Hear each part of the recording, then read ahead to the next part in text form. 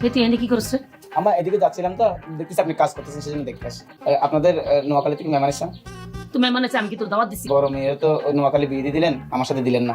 তো যদি কখনো তালাক তালাক হয়ে যায়, তাহলে আমার জন্য একটু ছোট্ট করে নক দিলে। ওরে শয়তানের বাচ্চা, কোবামু তোরে দাও দিয়ে কোবামু আমার বাড়ি ফিরতিস না নাইলে। শয়তানের বাচ্চা, হ্যাঁ আমি তার কাছে বিয়ে দেবো। কারো তো দেখি না, কার লগে তো বকবক করেন।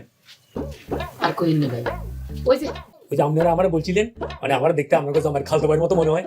এটা শোনার পর আমার খুব ভালো লাগছে, বুঝেননি? এত খুশি অনেক কিছু নাই বে।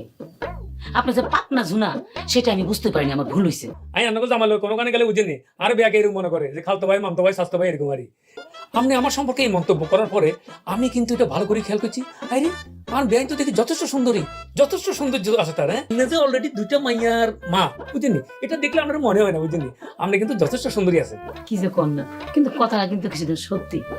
আমি তো সুন্দর আছিলাম, মানে ফকফকা সাদা। যথেষ্ট সুন্দর আছে আপনারা দেখলে এখনো মনে হয়, আমার মনে হয় যেন আপনারা এখন আবার বিয়ে দম দেখবো। কি যে কর না ভাই, আপনি কিন্তু বেশি দুষ্টামি করতেছেন, মিশা কথা কইতেছেন। মামা হ্যাঁ হ্যাঁ, আপনি কি করেন?